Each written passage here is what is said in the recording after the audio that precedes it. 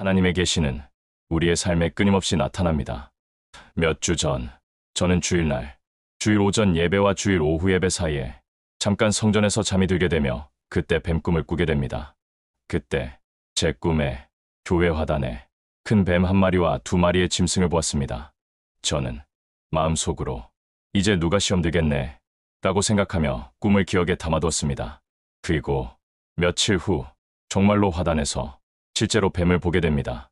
제가 이런 꿈을 꾸는 사이 성도님들 중에 한 성도님이 자기가 뱀 꿈을 꾸었다고 공개적으로 실토하며 자기가 극히 위험하다고 조심하는 것을 보게 됩니다. 그리고 며칠 후 정말로 또 다른 한 성도님이 큰 시험이 들어서 교회 이탈의 위험의 순간에 뱀 꿈을 꾼 성도님이 함께 시험 들어서 교회를 이탈할 위험까지 진입되었다가 하루 만에 다시 교회 이탈에 시험에서 벗어나게 됩니다. 동시에 뱀 꿈을 꾼 그 성도님도 다시 꿈을 통해 처음 꿈과 달리 이번에는 뱀을 완전히 죽이는 꿈을 꾸게 됩니다. 놀랍게도 그 즈음에 교회 잔디밭에서 한 남자 성도님이 실제 뱀을 발견하고 그 뱀을 머리와 몸체를 두 동강을 내고 맙니다.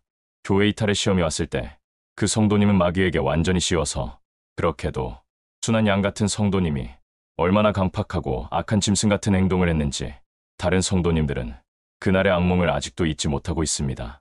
제가 지금 말씀드리는 것은 누가 선한지 악한지, 누가 옳은지 그른지 이런 선과 악의 문제에서 그 해답을 얻으려고 애쓸 필요 없이 꿈을 통해 심지어 자연계의 현상을 통해 누구든지 자신이 악한지 선한지를 판단할 수 있다는 것입니다. 저는 지금도 중학교 1학년 때 여름 수련회로 용인의 한 작은 교회에서 4박 5일의 중고등부 수련회에서 목요일 밤 모두 잠이 들 무렵 당시 목사님 딸이었던 중학교 3학년 누나가 갑자기 아 소리를 지르더니 꿈에서 깨어 엄청나게 울었고 우리 모두가 그 누나를 위해 기도드린 적이 기억납니다. 마귀의 공격에서 지게 되면 당연히 구원 이탈이나 구원 상실 또는 거듭남의 이탈이나 거듭남의 상실로 하나님에게서 멀어지게 됩니다. 마귀는 하나님과 우리를 분리시키는 디아블로스이기 때문입니다. 그러므로 마귀의 각종 시험이 우리에게 찾아올 때 하나님은 우리의 꿈이나 환상이나 음성이나 자연계를 통해 우리에게 닥칠 시험을 미리 예고해 주시는 것입니다.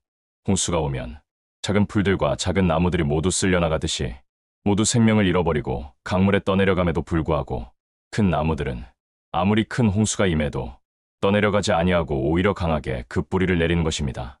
인간에게 시험이 닥칠 때 그 시험에 쓸려내려가 하나님과 분리되는 크고 작은 시험에 세 가지 형태가 있는데 이미 예수님께서 이 모든 시험을 체휼하셨으며 모든 시험을 체휼하신 예수님으로 말미암아 우리는 그 모든 시험을 넉넉히 이길 수 있는 힘을 예수님께 공급받을 수 있습니다. 마태복음 4장 3절 시험하는 자가 예수께 나와서 이르되 내가 만일 하나님의 아들이거든 명하여 이 돌들로 떡덩이가 되게 하라. 떡덩이, 먹고 사는 문제, 필요의 문제, 육신의 문제에 봉착하게 만들어 우리의 평가, 우리의 눈이 오직 육신적인 눈으로 바라보게 만드는 시험입니다. 마태복음 4장 4절 예수께서 대답하여 이르시되 기록되었으되 사람이 떡으로만 살 것이 아니요 하나님의 입으로부터 나오는 모든 말씀으로 살 것이라 하였느니라. 먹고 사는 문제는 물론 육신의 흥망성쇠에 얽매이지 않고 하나님의 말씀에 순종하는 것을 성공이라 여기는 영적인 시각으로 돌아서야 합니다. 마태복음 4장 6절 내가 만일 하나님의 아들이어든 뛰어내리라 기록되었으되 그가 너를 위하여 그의 사자들을 명하시리니 그들이 손으로 너를 받들어 발이 돌에 부딪히지 않게 하리로다 하였느니라. 하나님의 말씀대로 살겠다고 결심한다고 정말로 하나님의 말씀대로 살게 되지 않는데 하나님의 말씀의 해석을 변개시켜서 성경 66권의 말씀의 해석을 변형시키고 우리는 변형된 하나님의 말씀에 순종함으로써 오히려 그리고 최종적으로는 하나님의 바른 말씀의 해석에는 불순종하는 결과는 나은 것입니다. 마태복음 4장 7절 예수께서 이르시되 또 기록되었으되 주 너의 하나님을 시험하지 말라 하였느니라. 그렇습니다. 우리는 말씀을 오해하여 불순종의 길을 가게 만드는 마귀의 시험을 직시하여야 합니다. 마태복음 4장 8절 마귀가 또 그를 데리고 지극히 높은 산으로 가서 천하만국과 그 영광을 보여 이르되 만일 내가 내게 엎드려 경배하면 이 모든 것을 내게 주리라. 지극히 높은 산은 영적으로 상당히 높은 수준으로 올라간 상태를 의미합니다. 마귀가 자신에게 경배하라고 한 이 말은 마귀가 마귀의 얼굴로 나타나면서 해야 하는 것이 아니고 마귀가 하나님의 얼굴로 나타나서 각종 계시를 통하여 하나님처럼 행동하는 것입니다. 그런데 여기 시험의 마귀의 큰 치명적인 오류가 있습니다. 세상 영광을 약속한다는 것입니다. 세상 영광이 우리 마음에 있을 때 각종 계시들이 마귀의 미혹에서 벗어날 수 없게 됩니다. 하나님 말씀대로 산다고 이 땅의 육의 영광이 보장되지 않습니다. 하나님의 뜻대로 산다고 이 땅의 육의 축복이 보장되지 않습니다. 오직 영적인 영광은 보장됩니다.